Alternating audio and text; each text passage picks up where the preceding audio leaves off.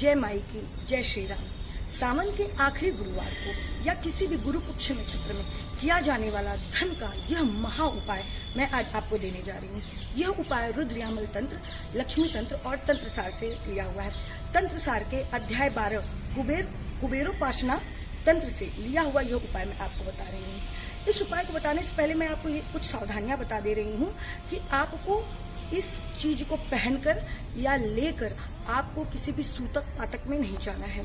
जैसे अगर किसी की डेथ हो गई है या किसी के घर पे बच्चा हुआ है तो आपको इस चीज को नहीं पहन के जाना है या अपने पास नहीं रखना है। दूसरी चीज ये है कि आपको इसको किसी भी ग्रहण के समय नहीं पहनना है। ग्रहण के समय आप किसी चावल के डिब्बे में इसको डाल के रख सकते हैं। तो आपको लेना क्या है? आपको लेना है एक जायफल। जायफल को इंग्लिश में नटमेग भी कहते हैं। आपको एक जायफल लेना है और जायफल के ऊपर अष्टगंध से और अनार की कलम से आपको धम लिखना है। धम कुबेर जी का बीज मंत्र है। अब इसको लिखने के बाद आपको अक्षत को केसर से रंग कर आपको थोड़ा सा पानी के अंदर केसर डालना है और फिर उसके अंदर चावल को रंग कर आपको पीले कपड़े के ऊपर उस चावल की ढेरी बना लेनी है। ढेरी बनाकर आपको जायफल को उसके ऊपर चढ़ा देना है। उसको आप क्या समझ के गंध द्रव्य, इसको गंध द्रव्य भी कहते हैं तंत्र के अंदर, गंध द्रव्य समझकर उसको आप पंचोपचार पूजन करना है। आपको क्या करना है? उसके ऊपर थोड़ा सा गंध चढ़ाना है, पुष्प चढ़ाना है, आपको धूप दिखाना है, दीप दिखाना है और फिर नैवेद्य चढ़ाना है। ये पंचोपचार पूजन की विधि है। पंचोपचार तंत्र में क्या होता है? तंत्र में एक सिस्टम होता है, एक सीक्वेंस होता है कि किस पूजन के बाद आपको कौन सा पूजन करना है।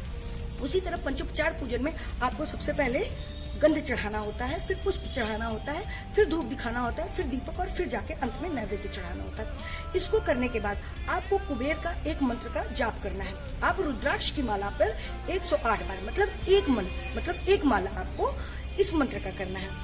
मंत्र क्या है? ओम यक्षाय कुबेराय वैश्वराय धन धान्यादित्ये धनम में देहि दापय स्वाहा। इस मंत्र का एक माला रुद्राक्ष की माला पे आपको करना है।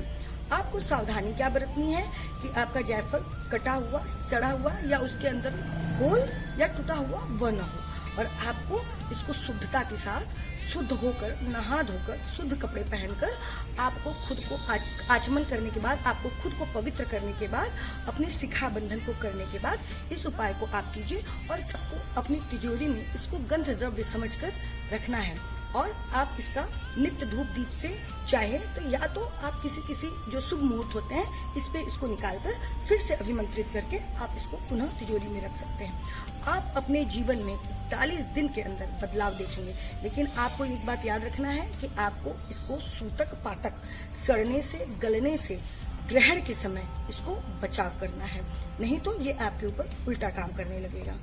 आपके जीवन में ये उपाय सुखमय हो। हर हर महादेव।